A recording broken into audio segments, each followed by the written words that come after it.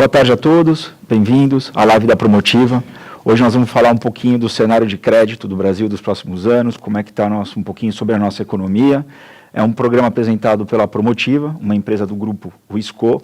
A Promotiva é uma empresa especializada em gestão de canais, atua em todo o território nacional, junto com exclusividade com os produtos Banco do Brasil, que hoje está aqui participando com a gente desse papo. Quem vai fazer a condução do trabalho, Roberto, diretor comercial da Rede Promotiva, com uma carreira de executiva dentro do banco, e agora juntando aqui ao nosso time, a nossa equipe. Bom, Roberto, boa tarde. Boa tarde a todos, obrigado, Salim. Salim é o nosso diretor executivo, né, também faz parte aí da direção da Rede Promotiva, que é uma empresa do grupo Risco. Salim tem experiência aí, mais de 15 anos no mercado financeiro, sendo que nos últimos 5 anos atuou na rede na WIS Parceiros, que é uma empresa do grupo WIS, que faz a distribuição de produtos financeiros similar à distribuição que a Promotiva faz. E hoje nós estamos aqui com convidados do Banco do Brasil. A Promotiva, ela distribui os produtos do Banco do Brasil. Nós estamos aqui com o Carlos Ernesto Rodrigues, que é o gerente executivo da unidade de canais, né? Seja bem-vindo, Carlos. Vou passar a palavra já para você na sequência. O Carlos Ernesto tem uma larga experiência também dentro do Banco do Brasil e hoje é o nosso elo de contato principal aí dentro do Banco do Brasil. Carlos Ernesto, fique à vontade. Opa, boa tarde a todos, boa tarde Salim, Roberto, Marcelo. Muito feliz de estar aqui pelo convite da Promotiva, né? Nós, como unidade de canais de atendimento e responsável pela área de correspondentes bancários, a gente sempre busca, né, trazer melhorias para o canal, melhorias para os nossos parceiros, né? E uma das nossas grandes objetivos desse ano 2023 é a gente poder trabalhar, além da melhoria da jornada, do dia a dia do nosso parceiro, é uma maneira da gente poder capacitá-los, né? Então, assim, trazer repertório, porque a gente sabe que nossos parceiros, eles são que estão à frente com nossos clientes, né, atendendo os nossos clientes. Então, quanto mais a gente puder trazer capacidade de trazer treinamentos importantes para que vocês possam estarem aptos a conversar com nossos clientes, terem repertório no dia a dia, isso é importantíssimo para que os negócios fluam com mais tranquilidade e que vocês possam orientar da melhor forma os nossos clientes. Então, muito obrigado pela oportunidade e volto a falar para você, Roberto. Obrigado. Muito obrigado, Carlos. Só desculpa, um testemunho, assim, acho que é bom deixar claro, essa relação hoje tem sido muito saudável. O entendimento de mercado, a gente conhece e reconhece a importância das informações. A OAC tem feito um trabalho muito bacana com a gente, assim, vocês têm tido uma gestão muito proativa. Acho que era um reconhecimento importante de fazer aqui nessa live nossa. Bem lembrado, Salim. O Salim bem lembrou, a OAC tem sido nossa grande parceira aí para justamente trazer mais simplicidade para o processo e para a jornada de contratação dessas operações para os nossos parceiros, para os nossos agentes, que faz o sistema Promotiva rodar. Mas nós temos outro convidado aqui, que é o Marcelo. O Marcelo, ele também é um executivo do Banco do Brasil, uma carreira de muito sucesso, né? O Marcelo, ele é graduado em Economia pela Universidade Federal Fluminense, é mestre em Economia pelo IBMEC e certificado pelo New York Institute of Finance em Mercado de Capitais, e também tem uma carreira de mais de 20 anos no Banco do Brasil, já atuou em várias frentes ligadas à macroeconomia, produtos e estratégias de investimentos. Atualmente, o Marcelo é economista-chefe do Banco do Brasil e além de professor do IBMEC. Marcelo, seja muito bem-vindo. Obrigado, Roberto, Salim, Carlos. Prazer enorme estar participando de um evento como esse. Agradeço a Promotiva pelo convite. Marcelo, dentre outros temas, hoje nós vamos falar um pouco sobre o cenário mundial, o cenário doméstico, né, o quanto esses cenários, essas mudanças na economia afetam o mercado doméstico e afetam o nosso negócio, o negócio para as famílias, o consumo, o mercado.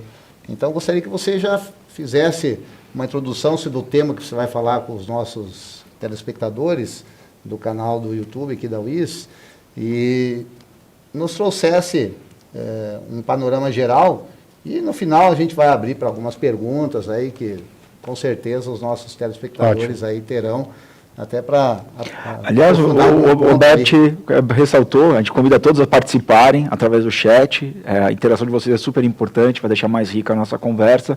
Nós vamos estar capturando aqui as perguntas e repassando aqui para a gente poder fazer essa discussão, esse debate. Legal, Marcelo, a palavra está contigo. Obrigado, gente. Preparei um material aqui que eu queria compartilhar com vocês para tratar desses temas, né? Nosso principal tema hoje aqui é cenário para crédito, perspectivas econômicas. Então, eu vou procurar aí em 30, 40 minutos tentar passar um pouquinho da visão do Banco do Brasil, né? Eu acho que o próprio título da apresentação, que está na tela, ele tenta resumir um pouco a mensagem que a gente gostaria de trazer hoje, né? A gente tem uma visão relativamente construtiva, pensando aí, sobretudo, os próximos 12, 18 meses, para a economia brasileira, e eu acho que, fundamentalmente, gente, por duas razões, né? O ambiente global, como eu vou procurar mostrar aqui para vocês, é um ambiente de desafios, você ainda tem uma série de questões lá fora a serem endereçadas, que, de certa forma, a gente começou a endereçar antes. E o outro ponto é que, ao longo desse ano de 2023, uma série de decisões, sinalizações foram tomadas que viabilizaram um processo de redução da taxa de juros, né? Então, acho que esses dois elementos são os principais temas que eu queria tratar aqui no nosso encontro de hoje, tá? Falando um pouquinho sobre o ambiente internacional, eu acho assim, lá fora, como eu procurei explicitar na minha introdução, a gente ainda tem um problema associado ao combate à inflação, né? Então, no mundo avançado, e me parece que isso é uma herança da pandemia, a gente ainda precisa lidar com um processo de elevação de taxa de juros que a gente não sabe exatamente aonde vai parar. E, obviamente, que essa elevação de taxa de juros, ela, em alguma medida, afeta as condições de negócio, o ambiente de negócio, as condições financeiras, e se reflete numa atividade que cresce menos. Então, acho que aí no gráfico, os nossos telespectadores podem acompanhar, a gente projeta, por exemplo, uma desaceleração importante do crescimento nos Estados Unidos, né, do ano de 23 para o ano de 2024. Né. Essa desaceleração do crescimento, eu acho que ela não está apenas, não reverbera apenas na economia americana, que talvez seja a principal aí referência, né, do sistema financeiro mundial, reverbera em outras economias também, como, por exemplo, a economia chinesa, que está diante de desafios importantes, desafios estruturais relacionados ao segmento imobiliário, que também deve entregar um crescimento menor aí ao longo dos próximos anos. Né? Então, qual que é a nossa... Aqui talvez seja a primeira mensagem que eu acho que é importante que a gente retenha. Né? O ambiente internacional, nessa segunda metade de 2023, ao longo do ano de 2024, ele vai ser mais desafiador. Né? E aí eu acho que, nesse sentido, aquelas economias que têm suas vantagens comparativas tendem a se beneficiar de um ambiente de negócios mais favorável, valorização de preço de ativos. Isso a gente não viu ainda acontecer nessa primeira metade de 2023. Foi um período relativamente satisfatório para o mundo emergente, né? Eu acho que na nossa tela, no gráfico à direita, vocês podem ver o comportamento global do dólar. Eu acho que ele é uma boa representação, uma boa ilustração do que é o ambiente pré-emergente, né? Sempre que o dólar está perdendo valor, que é o que aconteceu ali a partir de meados de 2022 até agosto desse ano, a gente tem um ambiente ok para o mundo emergente. A gente não espera que isso se sustente ao longo desse segundo semestre e de 2024. Então, aqui a grande mensagem dado esse contexto de juros altos, inflação ainda resiliente lá fora e atividade em desaceleração, economias como a nossa, que se diferenciam por uma outra razão, tendem a ter um olhar um pouco mais benigno, eu diria, dos investidores de um modo geral. Isso se traduz num ambiente de negócios mais positivo. Tá? Tem uma conexão importante para a gente pensar desse ambiente global mais desafiador, que é o tipo de impacto que isso pode ter sobre as commodities. Né? Porque a gente sabe, a nossa economia, e aí acho que historicamente isso fica bastante evidente, ela está muito associada à dinâmica de commodities. Né? Nessa seara aqui eu trago um ponto de atenção. A nossa uma colocação. Quando a gente fala, eu acho bacana se você puder dar uma contextualizada para o pessoal de casa, está acompanhando um pouquinho o que é uma commodity. Acho que é uma definição de como é que ela é, o que é realmente uma commodity. Acho que é uma coisa que a gente sempre acaba escutando muito e às vezes tem gente que confunde efetivamente o que é a commodity, como é que o mercado vê, e antes você fala um pouquinho de segmento. Não, legal. Eu diria assim, a gente pode resumir commodity como aqueles produtos básicos, né? E aí eu vou trazer aqui alguns exemplos. Alimentos, de modo geral, né? Soja, milho, trigo. arroz, açúcar, talvez os principais assim, da economia brasileira, né?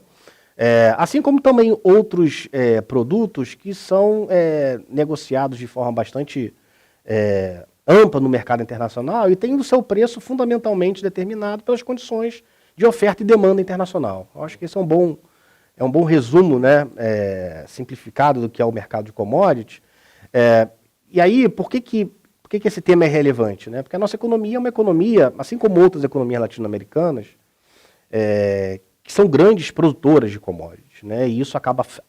A dinâmica de preço de commodities, a receita obtida com commodities, é um importante elemento da renda, né, do brasileiro, né? Em particular do segmento agropecuário, mas que, obviamente, por toda a sua conexão com a economia, acaba reverberando em outros setores. Né? Então, e aí, obviamente, que num ambiente de menor crescimento, a tendência é que preço de commodity sinta e efetivamente tenha uma queda. Né? E aí, essa é a nossa perspectiva, né? Ou seja, uma perspectiva de acomodação de preços, o que traz um ponto de atenção. Talvez com exceção do petróleo, conforme vocês estão vendo aí na tela, já que a gente está em meio a um processo de transição energética, há uma demanda ainda muito grande por petróleo, a oferta é mais restrita. De um modo geral, a nossa expectativa é de acomodação de preços de commodities ao longo dos próximos trimestres. O único alerta aqui que eu faço em relação a essa temática específica, na verdade são dois. Né? Primeiro, a gente está diante de uma perspectiva de um clima, acho que está todo mundo acompanhando, né? A gente sente isso na pele, eventualmente a formação de um El Niño de maior intensidade, isso pode gerar algum tipo de impacto sobre produção e, obviamente, afetar preço para cima. Né? Então, aqui tem uma pequena consideração em relação a esse tema. Segundo, ainda que a gente fale de acomodação de preços, e aí talvez isso seja um sinal algo mais alvissareiro, né, para a economia brasileira, é uma acomodação de preços em níveis historicamente elevados. Né? O gráfico aí, por exemplo, de commodities agrícolas, ele está evidenciando bastante isso. Né? Bom, feita essa introdução, gente, sobre o ambiente global, deixa eu começar a falar um pouquinho sobre o ambiente doméstico, e eu vou puxar aqui um insight que tem uma conexão muito grande com o que está acontecendo lá fora, que é a nossa taxa de câmbio. Né? A nossa taxa de câmbio talvez seja o principal ativo que responda à dinâmica global. Né? Alguns poderiam pensar, ora, num ambiente internacional de maiores desafios, a taxa de câmbio ela tende a perder valor frente às demais moedas de forma mais intensa. Eu acho que há alguns mitigadores para isso, tá? E aí talvez um deles, que eu acho que vale a pena mencionar aqui, é o fato da gente estar hoje com uma balança comercial, né, contas externas bastante saudáveis. Se a gente for pegar, por exemplo, como é que a gente consegue ilustrar isso, né, pessoal? A gente consegue ilustrar isso através desses dois gráficos aí. O gráfico da direita, ele mostra a nossa balança comercial, que é resultado das nossas vendas e compras externas. Né?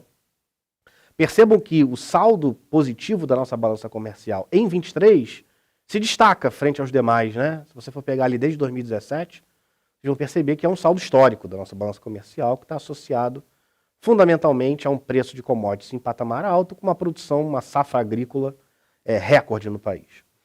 Por que isso é importante? Porque, como vocês sabem, tudo que a gente exporta, né, nossa balança comercial, traz dólares para o país e a gente tem uma necessidade de dólares anualmente para fechar as nossas contas. E aí no gráfico da esquerda a gente mostra que a nossa necessidade, que é aquela barra rosa negativa, ela é de 39, 40 bilhões, ao passo que o investimento de dólares que entra no país é quase que o dobro disso, né, que é aquela barra de tonalidade roxa, clara, 78 bilhões, mais do que quase o dobro, né, do que é necessário para a gente fechar nossas contas. Então aqui vem o primeiro insight, né? Opa, do ponto de vista das contas externas, gente, a gente tem aqui uma fortaleza do país. A gente falou muito, né, nos últimos meses sobre a questão fiscal. Mas eu acho que é importante a gente mencionar também que a gente tem de fortaleza. Aqui talvez tenha uma das principais. Né? E por que é importante a gente ter isso na cabeça? Porque quando a gente pensa em taxa de câmbio, projeção de taxa de câmbio, eu costumo brincar com o meu time, Salim, em primeiro lugar, para projetar câmbio, gente, tem que ter muita humildade. Né? Acho que esse é o ponto de partida. Entender que é algo muito complexo, que normalmente constrange economistas. Né? Então, acho que um bom um bom passo a passo, né, metodologicamente, é primeiro você entender o que está acontecendo, traçar premissas razoáveis e aí, com base nisso, ver sua projeção. A nossa projeção, pessoal, de câmbio para o final do ano é de 4,90. Tá? E aí vale lembrar que o primeiro semestre de 2023 foi um período de fortalecimento do real, apreciação da nossa moeda. A gente abriu lá com um câmbio cotado a 5,20, em algum momento chegou a bater 4,60. E aí, pensando naquela metodologia, né? Vamos entender o que está rolando. Qual é o diagnóstico? Na nossa cabeça, o diagnóstico é que, fundamentalmente, o ambiente global ele foi muito melhor do que se antecipava. Lembra que eu falei no início que o global ele é desafiador no segundo semestre, em 24? A primeira metade de 23 não foi desafiadora. Ela foi favorável para o mundo emergente. Por quê? Crescimento forte ainda lá fora. Em meio a um processo de elevação de juros. Crescimento robusto. Daqui para frente não parece ser o caso, como eu já mostrei nos slides iniciais. Então, se não é o caso, provavelmente esse processo de fortalecimento do real ele perde força. E aí esse perder força ele está ilustrado na nossa projeção de câmbio no final do ano ao redor de 4,90 e buscando um patamar de 5,10 ao final do ano que vem. De novo, exercitando toda aquela humildade em torno das projeções do câmbio, gente. O que pode dar errado? Se a minha projeção desviar, é para onde que tem maior probabilidade? Eu acho que a probabilidade maior é que, eventualmente, você tenha um ambiente global um pouco diferente daquele que a gente está imaginando. Se é um ambiente global de muito mais desafios, aí o câmbio está mais depreciado do que a gente está achando. Se, ao contrário, é um ambiente global muito melhor, que eu confesso que tenho dificuldade em enxergar um ambiente global muito melhor, aí seria um câmbio mais perto de 4,50, algo nessa linha, tá? Então, dito isso, esses são os potenciais desvios que a gente pode enxergar para essa projeção, tá? Deixa eu tentar aqui passar para o nosso próximo slide. A gente vinha falando aqui da projeção da taxa de câmbio. Bom, fiz essa conexão do ambiente global com o ambiente interno, né? Eu falei no início, pessoal, que parte da nossa visão mais construtiva para o Brasil está associado, a um ambiente lá fora de maiores desafios, e aí quem fez o dever de casa pode eventualmente se diferenciar. E o segundo, vamos reconhecer que o Brasil, desde meados de 2021, ele veio em meio a um processo de combate à inflação. Elevação de taxa de juros, a taxa Selic saiu lá da casa de 2%, para a casa de 13,75%, né, 14,25% na verdade. Como é que isso impacta o dia a dia dos nossos negócios, pessoal?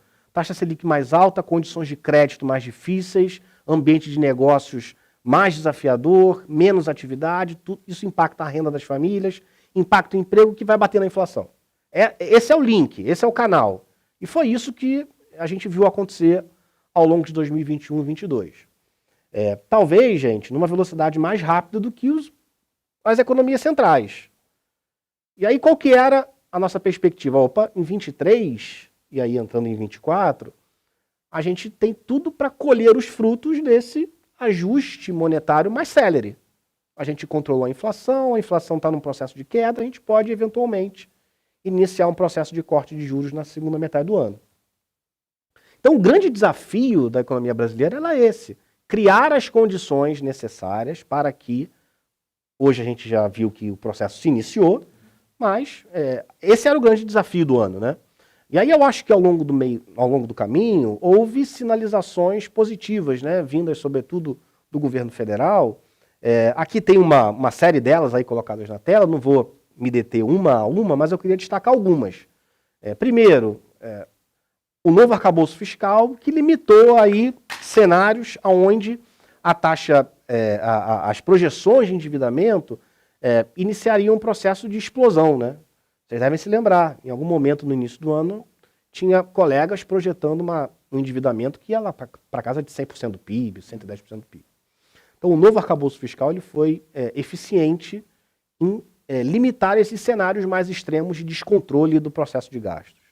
Além disso, em junho, manutenção da meta de inflação em 3%, eu acho que foi um reforço importante à institucionalidade do Banco Central, trouxe credibilidade para a nossa autoridade monetária, e o que acabou culminando um processo de melhora da nossa avaliação de rating por parte de algumas agências de risco, né?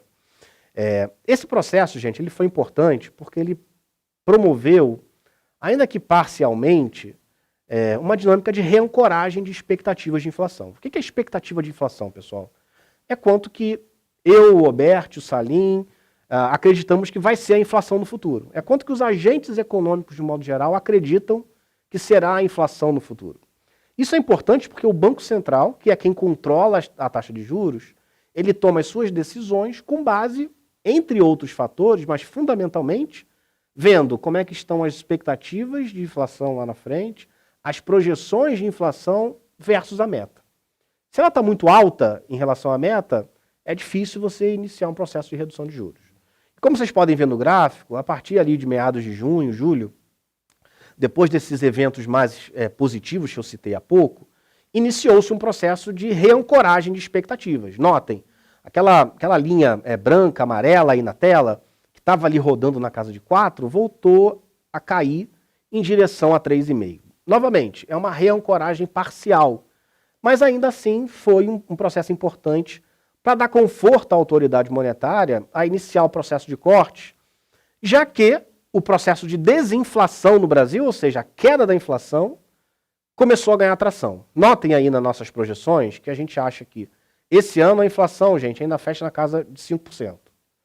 Ainda um pouquinho distante da meta de 3,25 para 2023, mas em 2024 já começa a iniciar um processo um pouco mais intenso de redução.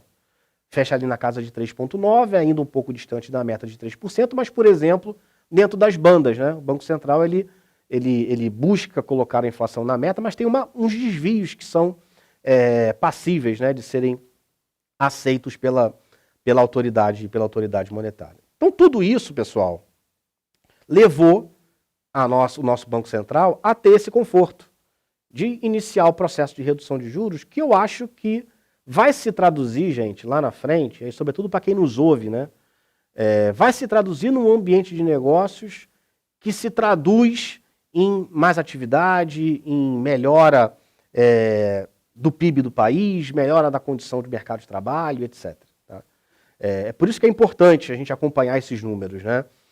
Hoje no mercado, muito se discute se esse ritmo de corte de 50 pontos base, pessoal, é o ritmo mais adequado, né? Na nossa cabeça tá? Acho que é passível de debate se eventualmente a gente pode acelerar o ritmo para um corte um pouco mais intenso. Por hora, a nossa visão é que não. É que eu acho que 50 pontos, dado esse processo de desinflação, que é um processo que está acontecendo, mas conforme vocês viram nas projeções, ainda está algo distante dos 3%, eu acho que demanda uma certa cautela por parte da autoridade monetária. De qualquer forma, é 11,75, né, de projeção para o final do ano, e para o final do ano que vem, 8,5. Então, o que pode levar a aumentar o passo, né, que é uma questão que está colocada aí na tela? Um processo de desinflação mais rápida, tá? Em relação ao que a gente tem de expectativa. É claro que a gente não está num céu de brigadeiro, né? Tem pontos de atenção, acho que é importante a gente destacar isso, e talvez o principal ponto de atenção, gente, esteja associado à dinâmica fiscal, né? E aí, em particular, o comportamento da arrecadação. A arrecadação no Brasil é muito sensível à atividade econômica e preço de commodities, né? Eventualmente, uma queda mais impactante das commodities poderia trazer alguma dificuldade no cumprimento das metas fiscais, assim como as medidas de arrecadação que estão em tramitação no Congresso Nacional. Tá? Bom, então, a gente falou um pouquinho sobre o ambiente global, tangenciamos ali uma discussão sobre câmbio, que eu acho que é importante, falamos sobre taxa de juros, que eu acho que é um bom parâmetro aí de custo de crédito e etc. Deixa eu finalizar essa minha participação falando um pouquinho sobre crescimento econômico e efetivamente sobre as nossas projeções para o crédito, né? Uma coisa está muito associada à outra, né? Antes de falar sobre projeção de crédito, é importante contextualizar todo mundo em relação ao custo, em relação à dinâmica da atividade econômica. Tá? A gente teve recentemente a divulgação dos PIBs trimestrais, né? Primeiro trimestre, segundo trimestre, e de um modo geral houve surpresas positivas com a dinâmica do crescimento no Brasil. Um crescimento maior do que imaginado. Né? Mas eu acho que houve uma certa diferenciação entre essas duas divulgações. Enquanto que no primeiro trimestre, e aí olhando sobretudo pelo lado da produção, né? Pelo lado dos grandes setores produtivos, a gente teve uma surpresa muito forte com o agronegócio, um crescimento de 21%, né, em relação ao trimestre anterior. Já no segundo trimestre, a dinâmica ela teve muito mais associada à indústria e serviços, né?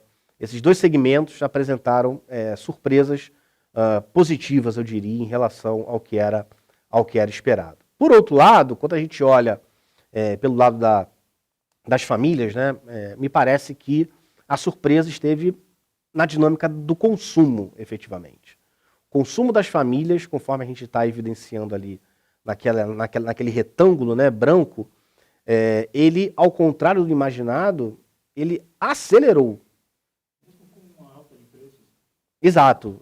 Na verdade, em meio a um processo de juros elevado, né, ainda que num processo de redução, e com uma inflação cadente, mas como você tocou, em níveis ainda relativamente pressionados. Aí a gente fica se perguntando, né? Eu acho que não só a gente, pessoal, mas também o mercado de modo geral, se perguntando o que fez essa diferença, né? Por que o consumo... E eu acho que isso vai ter uma conexão com o dia a dia de vocês, gente. O que tem feito o consumo ser bem mais resiliente do que a gente imaginava, né? Eu acho que tem inúmeros elementos que... Aqui não tem uma conclusão definitiva, tá? Mas tem inúmeros elementos que eu acho que podem trazer algum tipo de insight nessa nossa discussão aqui. Primeiro, conforme vocês podem ver no gráfico, a pandemia gerou um nível de poupança para as famílias assustadoramente alto, né? E o que a gente está assistindo desde então é uma redução importante da poupança. Poupança, ela se traduz em mais consumo, né? Então acho que isso aí é um elemento que ajuda a explicar essa surpresa. Por outro lado, quando a gente olha para o crescimento da massa de rendimentos, o que a gente vê nessa primeira metade do ano é uma alta na casa de 2% real, né? Eu acho que tem ali alguns fatores que ajudam a explicar isso. Primeiro, os ganhos do salário mínimo, né? O salário mínimo foi reajustado, ganho nominal. A inflação, é verdade, em nível ainda alto, mas uma trajetória cadente. Isso se traduz em ganho real de poder de compra para a população. E talvez mais importante, né, para a gente pensar, gente, o negócio de vocês em 2024. Um mercado de trabalho surpreendentemente sólido. Eu acho que essa talvez... E aí não é só a nível Brasil, tá? Isso globalmente é uma realidade. O mercado de trabalho, ele tem surpreendido favoravelmente. Em meio a um processo de alta de taxa de juros, desaceleração do crescimento, o mercado de trabalho, conforme a gente pode ver na tela, tem sustentado uma taxa de desemprego bastante baixa, de 8,2%. Pensando em 2024, Salim, a gente está projetando uma alta para 8,9%, mas que ainda assim é uma taxa de desemprego baixa. O que sustenta um crescimento real dos salários na casa de 2%. O que para mim sugere que 2024 talvez seja um ano bastante interessante, do ponto de vista do ambiente de negócios, do ponto de vista dos negócios de um modo geral. Quer dizer, a gente vai ter então uma tendência de uma queda de inflação, teoricamente, né? Uma desaceleração do custo de capital também, quer dizer, a queda da Selic isso traz mais recursos, e um otimismo de consumo, que é um cenário bem mais favorável mesmo. Isso, eu acho que esse gráfico que está na tela, ele resume um pouco o que é esse ambiente de negócios um pouco mais favorável pelo qual você citou, né? Esse é um indicador nosso que mede as condições financeiras no Brasil, tá? Aqui, só lembrando a todos, né, condições financeiras não é apenas taxa Selic, né?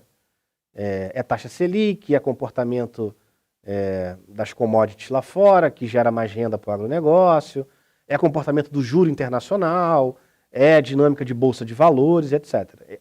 A gente atingiu o patamar de condições mais apertadas no final de 2022. De lá para cá, o que a gente viu, conforme o gráfico está mostrando, é uma melhora das condições financeiras. Sempre que essa linha está para baixo, isso implica condições financeiras mais positivas, tá? Ou seja, um melhor ambiente de negócios. Então, assim, sendo bem direto aqui com vocês, gente, eu acho que 2023 a gente ainda tem um momento de desafios, que é esse segundo semestre, tá? Aqui eu acho que é importante reforçar isso. A nossa economia, ela cresceu muito forte na primeira metade do ano, mas teve ali um elemento do agro, um elemento fiscal e de poupança que eu acho que pesou. A nossa expectativa é que nessa segunda metade do ano o ritmo de crescimento seja bem menor, mas 2024, aí eu acho que é o ano onde a gente consegue se beneficiar dessas condições financeiras mais favoráveis. Você acha que o agro vai continuar nessa pegada bem acima do... O agronegócio ele teve um ano, tem tido, né, na verdade, um ano espetacular, que foi o ano de 2023, uma safra recorde, aumento de produtividade, área plantada e etc. Então, nos nossos números, cresce ao redor de 13% esse ano. Mas vale lembrar que vem de um ano que foi um ano difícil para o agro. Clima, em particular na região sul do país. Quebra de safra. Então, você tem, primeiro, uma safra muito exuberante, mas também uma base de comparação baixa. 2024, é difícil você sustentar um crescimento muito robusto depois de ter crescido 13%. Ou seja, a base ela já é mais alta. E tem todo o desafio relacionado ao clima. O El Niño tende a trazer algum tipo de impacto. Ainda assim, a nossa projeção de crescimento positivo, tá? O que puxaria ainda esse... Ele tem um crescimento de 2%. Eu não diria que é esse segmento que vai puxar a nossa economia, como tem sido em 23. Eu acho que em 24, os setores que tendem a se beneficiar mais em termos de crescimento são aqueles que são mais sensíveis ao custo do crédito e, eventualmente, ao próprio mercado de trabalho. Então, a gente está apostando mais em indústria e serviço do que no agro. Olha só. Tá? Mas, ainda assim, é um crescimento positivo. Mas eu acho que uma comparação interessante da gente fazer, pessoal, é o que está colocado nessa tela aí. O Banco do Brasil ele tem a capacidade de olhar regionalmente, né, a nossa dinâmica econômica, até por toda a capilaridade do banco, a gente conhece a fundo as estruturas econômicas. Então, notem a comparação do crescimento regional de 23 para 24.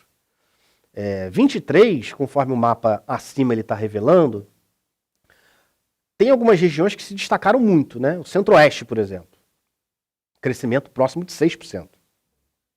Ao passo que outras regiões, como por exemplo a região Sudeste, crescimento menor do que a média de crescimento nacional. A gente tem um número de PIB de 3% para esse ano, o Sudeste cresceu 1,9%. Então, foi um crescimento meio que heterogêneo e que está ilustrando esse agro pujante, esse agro que foi a locomotiva em 23. Já em 24, a despeito de um crescimento anual menor, a gente tem um crescimento mais equilibrado. Perceba, não tem nenhuma região ali que foge muito à média. Tá?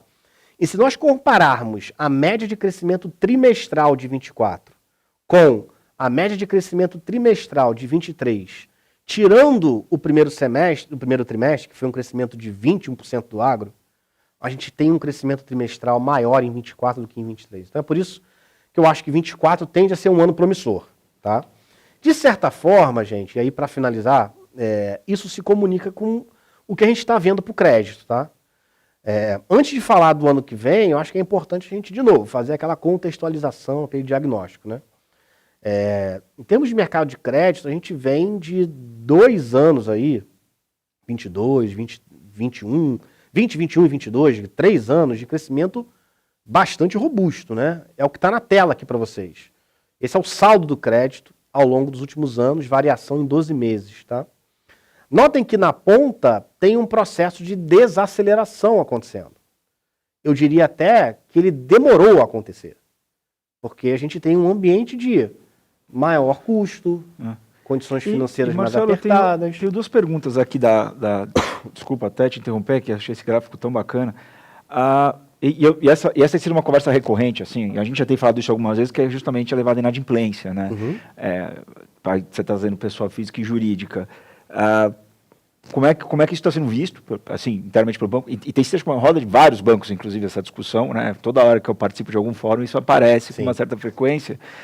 E a tua perspectiva para o PJ, que, no fim, é um cara que tem que ter acesso a crédito, movimenta a economia, gera emprego. O que você está olhando para essas 2 linhas aí de negócio? Não, legal. Eu vou tratar desses temas, mas antes acho que é importante a gente notar que, do ponto de vista do saldo, já tem uma desaceleração importante contratada, e isso que o Salim comentou, né? A inadimplência, por seu turno, ela tem mostrado um processo de incremento importante, né? Então, por exemplo, a pessoa jurídica, ela saiu de um patamar extremamente baixo, se a gente for...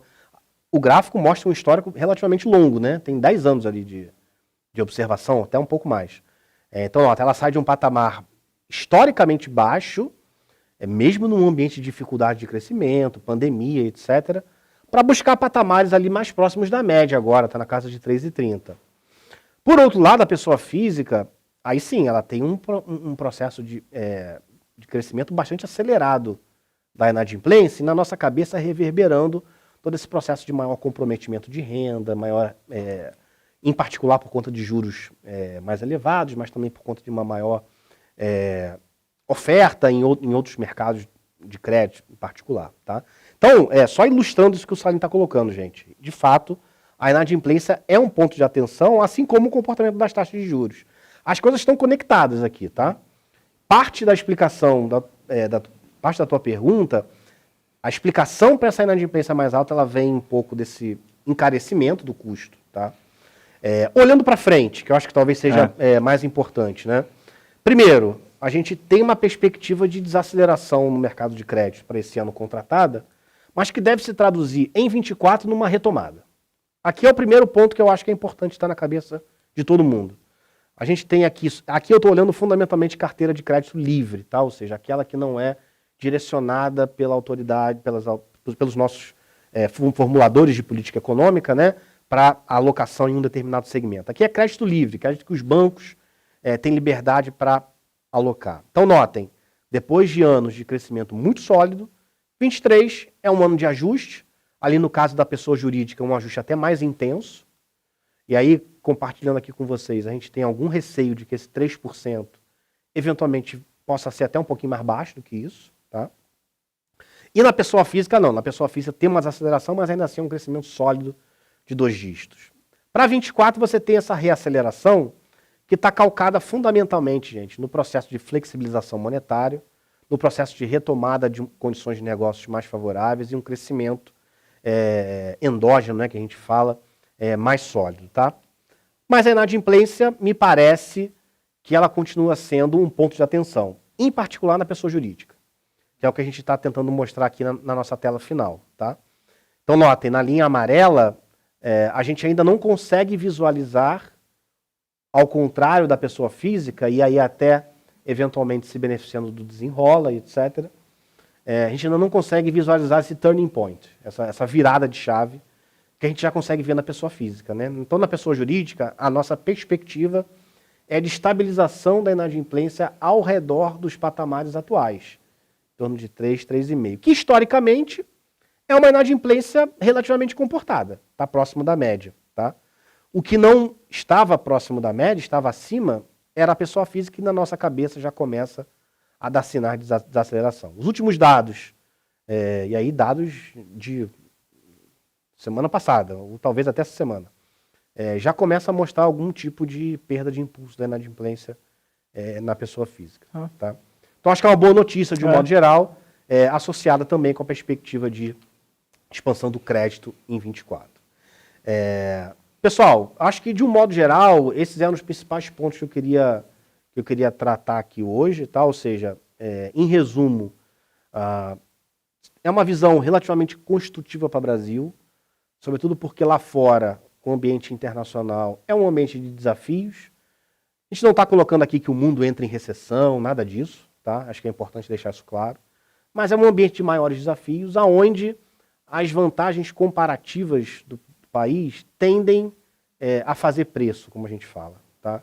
Em particular, a capacidade que a gente teve de construir as bases para iniciar um processo de queda de juros, que eu acho que traz uma melhora, de um modo geral, nas perspectivas de crescimento. Tá? Só para uma última pergunta aí, tentando fazer um paralelo com o teu primeiro slide do cenário global, isso para você também, mundialmente, a inflação continua alta, eles também, o mundo deve ter uma queda de inflação, como é que você está vendo isso? Sim, é uma queda... Porque foi um desafio, né, para a Europa, esses caras não estavam Claro. acostumados com esses números. Não a gente precisa lembrar que o grande problema do mundo nas últimas 2 décadas foi a baixa inflação, né? E agora o problema é lidar com a alta inflação. Eu acho que a gente, de novo, a gente está um passo à frente desse processo. Lá fora, a inflação ela tem se mostrado bem resiliente. Eu acho que está encaminhado um processo de convergência para as metas, porém num prazo que eu diria que não é o prazo ideal, né, para os banqueiros centrais. Nas nossas projeções, a gente acha que nos Estados Unidos, por exemplo, que é uma boa referência, a inflação ela converge à meta só em 2025. Ou seja, a gente ainda vai ter que lidar, além de toda a incerteza associada, né, porque, de novo, a gente está num mundo de muita incerteza. O mundo pós-pandêmico é um mundo de mais incerteza do que a gente convivia até então. A gente vai ter que lidar ainda com um período relativamente longo de juros altos. Juros altos comparando com o passado recente, né? Vale lembrar que boa parte do mundo avançado estava com juros aí na casa de 0, 1%, né? Então, eu acho que esse é um desafio adicional no ambiente internacional, tá? Marcelo, você já trouxe um ponto de atenção aí. As perguntas estão chegando, antes da gente passar para as perguntas aí dos telespectadores, você trouxe uma série de variáveis aí que demonstram claramente aí que o mundo todo está interligado. O Brasil não é um país isolado, não tem nem como ser diante dessa economia globalizada e todos os países influenciando o mercado mundial. Mas assim, diante de tudo que você trouxe, projetando mais para frente, 2024, o cenário doméstico, algum ponto assim que você chamaria mais atenção, um ou outro ponto que você daria assim um pouco mais de destaque, que poderia mudar completamente esse cenário que você trouxe, cenário base aqui para 2024, 2025? Ótima pergunta. Eu acho assim, eu acho que tem coisas que podem eventualmente trazer um cenário mais até otimista do que esse que a gente está desenhando, e outras coisas que podem trazer até um cenário mais adverso do que a gente está achando, né? No lado mais otimista, eu diria que um processo de desinflação mais acentuado, né? E todo um encaminhamento de reformas que eventualmente impactem de forma mais decisiva a nossa produtividade, como, por exemplo, uma simplificação tributária e outras eventuais discussões, poderiam gerar impactos mais positivos sobre Selic e PIB, por exemplo. Uma Selic eventualmente menor do que a gente está imaginando, e um PIB, como vocês podem ver na tela, a gente projeta ali um crescimento de 1,5% para 2024, 2% do que a gente chama de longo prazo, né? E, eventualmente, uma série de reformas que venham a trazer mais produtividade para a economia podem gerar um crescimento não de 2%, mas de 2,5%, 3%. Né? Então esse é um cenário pelo lado mais otimista, né? E aí eu estou focando fundamentalmente no ambiente interno. Tá? No lado mais adverso, eu acho que vale a pena aqui a menção de que, apesar desse cenário algo mais construtivo, a gente ainda tem que lidar com a questão fiscal. A questão fiscal é um tema que traz um ponto de atenção, né? O novo regulamento fiscal, apesar dele, como eu falei, ter limitado cenários extremos, cenários de cauda, ele é um cenário que torna os nossos resultados primários muito dependentes do volume de receitas, de arrecadação que a gente tem. Eventualmente, uma frustração por esse lado poderia trazer uma maior dúvida dos investidores, uma maior necessidade de maiores taxas de juros, maiores prêmios de risco, etc., que poderia eventualmente atrapalhar esse processo de avanço mais construtivo. Não me parece ser provável. O Ministério da Fazenda, o governo federal tem sido bastante assertivo nas medidas que tem anunciado, etc., mas é algo incerto. A arrecadação a gente reconhece que é algo incerto e a gente vai precisar estar acompanhando aí nos próximos anos. Legal, bacana. Obrigado, Marcelo. Obrigado, Carlos Ernesto. Vamos para as perguntas. Eu acho que as perguntas devem estar chegando aí. Só um minutinho aí, Marcelo. Aproveitando, Marcelo, que você colocou, enquanto o pessoal aqui vai fechando a pergunta, então, assim, a gente está olhando um cenário talvez mais otimista, esse próximo período, né? Talvez não tanto no cenário global, pelo que pelo que eu percebi, o agro tem sido um grande destaque, mas você também está apostando bastante nas outras linhas para dar uma alavancada, né? Isso tudo é o que transforma essas possibilidades que a gente está lendo para os próximos 12 meses. O papel... Aí eu tenho uma pergunta, e a pergunta do leigo agora, tá? Aquele que lê jornal, às vezes não entende, e acho que vou aproveitar que eu estava especialista aqui. Essas reformas fiscais que estão paradas no Congresso, de que forma podem impactar isso de uma forma positiva, andando efetivamente? Isso muda muito essa curva do que você apresentou para os próximos... Porque essa é uma pauta que está parada um tempão e não ganha, né? Assim, eu vou, para responder a sua pergunta, eu vou fazer uso dos mais recentes documentos que o nosso Banco Central divulgou na sua última decisão de redução de taxa Selic, né? Era algo que ele não vinha fazendo. Ele voltou a citar lá textualmente a importância da persecução das metas fiscais. E como eu falei, a gente sabe que a gente tem toda uma questão relacionada à aprovação de medidas de impacto na arrecadação, etc., né? Se efetivamente essas medidas elas forem implementadas e obtivermos os resultados que estão sendo esperados, projetados, o atingimento das metas daria mais, com uma clara sinalização de que as metas serão atingidas, na nossa cabeça daria mais conforto para a autoridade monetária.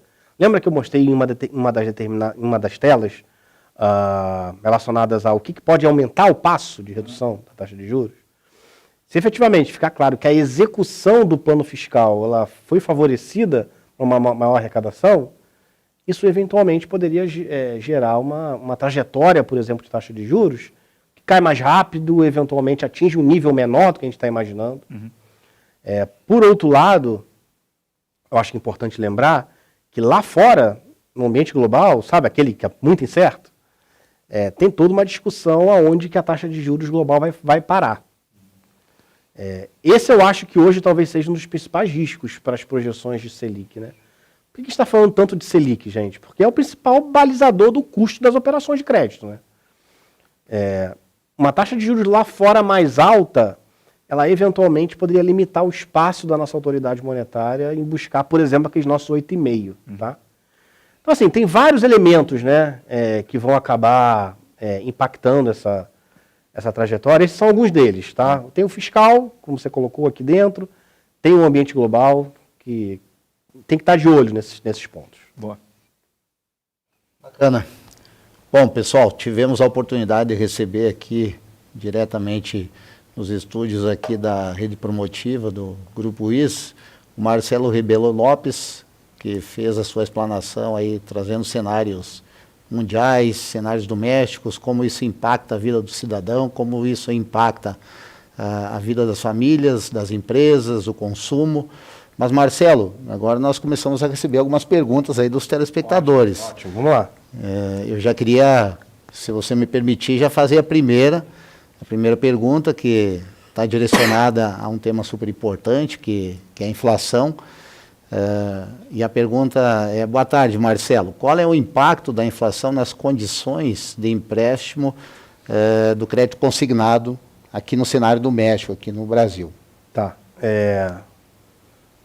Essa é uma boa pergunta, né? A gente fala tanto aqui de inflação e faltou a conexão, né? Bom, a inflação, gente, é um dos principais balizadores para o qual o Banco Central, que é a nossa autoridade monetária, que determina o custo, né, o nível da taxa Selic, olha para definir se a Selic vai cair, se ela vai subir, qual o nível que ela vai encerrar. Então, se você tem um ambiente de inflação mais elevada, né, é difícil que a autoridade monetária ela sinta conforto para começar a cortar a taxa de juros. Se você não tem muito conforto para cortar juros, isso impacta o custo do crédito, né? Pegar aqui um exemplo. Uma semana atrás, nosso Banco Central anunciou a redução da taxa Selic de 13,25 para 12,75. Em questão de minutos após a divulgação, vários bancos anunciaram a redução das suas taxas de juros, das suas linhas de crédito. Se a gente tem um ambiente de inflação alta, o conforto da autoridade monetária para reduzir a taxa de juros ele diminui. Eventualmente ele está inviabilizado. Essa é uma conexão imediata, né? Tem outras questões que eu acho que uma delas vale a pena mencionar. Em ambientes de inflação mais alta, é muito difícil os agentes econômicos planejarem a sua tomada de decisão, né? A incerteza em relação ao nível correto de custo, de preço, de tudo que a gente possa imaginar, fica muito maior. Tem muito mais incerteza. Então é muito mais difícil você se planejar para o que vai acontecer no futuro. O reflexo disso é que no ambiente de inflação mais alta, as projeções, de um modo geral, de taxa de juros, lá na frente, elas se elevam. Por quê? Porque os agentes econômicos têm muita incerteza em relação ao que vai acontecer. É o chamado prêmio, é o prêmio de risco. Então, um prêmio de risco mais alto, né, não é na taxa hoje, na taxa no futuro, impacta o que nós, economistas, conhecemos como estrutura termo de taxa de juros, que nada mais é que a expectativa para a taxa de juros daqui a tantos anos, daqui a X anos. Com esse nível mais alto de taxas no futuro, isso também acaba encarecendo o crédito que é liberado hoje. Porque, por exemplo, quando um banco vai dar um crédito que vai ser pago pelo consumidor em 3 anos, ele tem que ter uma ideia do custo da Selic hoje, mas também para daqui a 3 anos. E isso a gente tem uma estimativa olhando para a estrutura a termo da taxa de juros. Em países, em sociedades, em economias com inflação mais alta, essas taxas futuras são mais altas, o que impacta diretamente também o custo do crédito. Bacana, obrigado, Marcelo. As perguntas não param de chegar, hein? Marcelo, a gente viveu há pouquíssimo tempo um cenário de taxa Selic nunca antes que a gente viveu aí no Brasil, na casa de 2% ao ano. Né? Foi um cenário diferente, né? Impactado fortemente pela pandemia e uma série de medidas de incentivo ao consumo, e uma delas, obviamente, foi a taxa Selic, mas a pergunta do Rodrigo vem muito nessa linha. O Rodrigo está perguntando, é possível sonhar com uma taxa de juros, uma taxa Selic de 1 dígito novamente aqui no Brasil? Acho que sim, acho que é perfeitamente possível, né? Como eu falei ao longo da minha exposição, algumas sinalizações, algumas decisões foram tomadas que eu acho que contribuem bastante para esse cenário. Por exemplo, o Banco do Brasil tem como taxa de juros de longo prazo da nossa economia, ou seja, se as condições normais de temperatura e pressão vigorassem, a gente sabe que no meio do caminho ocorre um monte de choques, né? Mas se tudo fosse nas condições normais de temperatura, a gente buscaria uma taxa Selic ao redor de 8,5, tá? Então sim, é possível, né? Para que isso efetivamente ocorra, de novo, a gente tem que ter um processo de desinflação ocorrendo, como a gente está vendo no país. A gente tem que ter um processo de consolidação fiscal, né, de atingimento de metas, etc., também bem desenhado. Então, tudo isso me leva a crer, gente, e aí respondendo ao Rodrigo, né, que é possível que a gente, em 2024, a gente venha a ter já uma taxa de juros, finalizando o ano, na casa de 8,5. Mais uma vez, o que está tirando hoje o nosso sono, que eventualmente pode fazer com que esse processo demore mais, eventualmente você precise ser um pouco mais cauteloso nesse processo de redução? É um nível de juro global muito mais alto do que antecipamos, tá? Esse talvez seja hoje o principal elemento que a gente está atento para calibrar nossas projeções. De juros global impactado, Exato. Obviamente, por uma inflação global também que continua a persistir num patamar bastante alto, né, Exato. Marcelo? Bacana. O Rodrigo e demais, o cenário aí é promissor para 2024. O cenário desenhado por economistas dificilmente dá para cravar na pedra, né, Marcelo? Exato. Mas, diante de todas as informações e todas as perspectivas aí, para 2024, aí, talvez nós venhamos a conviver novamente com um cenário de taxa na casa de 1 dígito. Exato. Bom, podemos mais uma pergunta aí, Vamos lá, Marcelo? vamos lá. A pergunta agora vem do Almir. Marcelo, com a tendência de redução da Selic e ambiente mais desafiador para 2024, essa pergunta é boa. Qual seria o dever de casa que as instituições financeiras deveriam fazer para manter o nível de resultado apresentado em 2023? Excelente pergunta. E aí, só fazendo um disclaimer, que o comentário é das instituições financeiras de um modo geral, né? Aqui do o Banco do Brasil, Isso. tá? Eu acho assim, potencialmente, 2024 tende a ser um ano, porque a pergunta ela está fazendo uma comparação com os bons resultados de 23, né? Eu acho que 2024 potencialmente tende a ser um ano mais promissor do que 2023, sobretudo pensando do lado do risco. A gente vem de um ambiente de taxas de juros bastante elevadas, aonde o risco de um evento... Isso é só olhar para a inadimplência, né? Onde isso se traduziu numa eventual alta da inadimplência, um custo de crédito mais elevado, etc. Né? Para 24, gente, o que a gente está antecipando é, de um lado, um custo de crédito cadente, com uma atividade econômica que se beneficia de um ambiente de negócios mais promissor. Né? Então, do ponto de vista do principal negócio, né, pensando numa instituição financeira, que é a oferta de crédito, a perspectiva, inclusive, na projeção que eu acabei de mostrar, é de um avanço no saldo do crédito.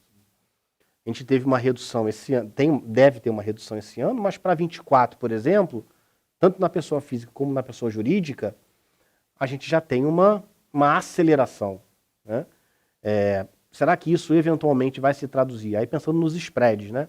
Será que isso eventualmente vai se traduzir numa receita maior? Aí eu acho que cada instituição financeira vai ter que adotar os seus parâmetros, né? Ajustar os seus modelos de oferta de crédito para identificar quais são os segmentos que, com um risco controlado, podem trazer uma receita com spread de crédito mais elevada. Né? Então, tentando ser um pouco mais objetivo na pergunta, eu acho que 24 tende a ser um ano mais promissor.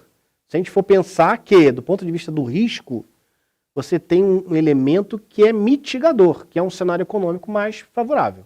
Tá? Um cenário de tendência de expansão de crédito. Exato. Também, o que acaba contribuindo para essa redução da inadimplência. Exato. Né? Cenário otimista, né? É um cenário otimista. Crescer cada vez mais agora em 24, né? Bacana. Marcelo, podemos mais uma pergunta? Aí a gente parte para o encerramento. Infelizmente, né? Vamos lá. Pois é, a conversa está boa, né? A Carol está trazendo uma pergunta que está ligada ao setor de exportações, ao comércio internacional e os impactos aí no dólar. Ela está perguntando aqui como o volume crescente de exportações do saldo da balança comercial contribui para a manutenção do dólar em R$ 5,00 em 2024, e ela põe uma ressalva considerando o alto volume de reservas cambiais que o Brasil tem. Excelente, Carol. Deixa eu tentar ser bem objetivo nessa sua pergunta. Quando a gente olha a dinâmica do câmbio, para tentar, a gente faz alguns exercícios lá no banco, onde a gente tenta identificar quais são os fatores que contribuíram para uma eventual alta, uma eventual queda, desvalorização do real. Né? Historicamente, e eu acho que isso aconteceu agora, os fatores globais eles tendem a ser preponderantes. Apesar do nosso imaginário, a gente está muito focado nos fatores domésticos, né? Questões políticas, avanços de agenda congressual, etc. Né? Mas quando a gente pega e tenta fazer alguns exercícios estatísticos, a gente chega à conclusão que o fator global ele é preponderante.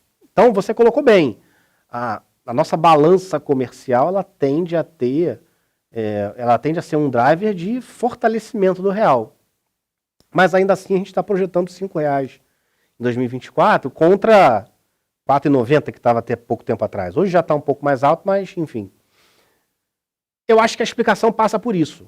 Um ambiente global de maiores desafios. Tá?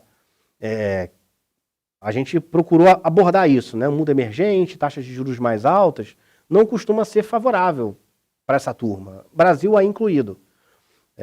Então lá fora você tem esse ambiente mais incerto, que é o que ajuda a explicar esse câmbio se desvalorizando em relação ao valor final de 2023, né? 24 versus 23. É fundamentalmente um global mais desafiador, Carol. O doméstico ele tem a sua vertente favorável. Se eventualmente não houvesse essa vertente favorável, de repente poderia ser até um valor mais depreciado do que 5,10, né? Que é a nossa projeção, tá? Pô, legal. Então, como estamos caminhando para o final, uma pena. Quando o papo é bom, é rápido, né? Assim, quando a gente tem um assunto, acho que é um assunto social mesmo, de toda a sociedade, fica muito melhor assim, a exposição. Eu queria agradecer a presença de todos, do Carlos, Marcelo, do Alberti. Vou deixar aqui 2 minutinhos para palavras finais. Carlinhos, fica à vontade de falar alguma, final, fechamento.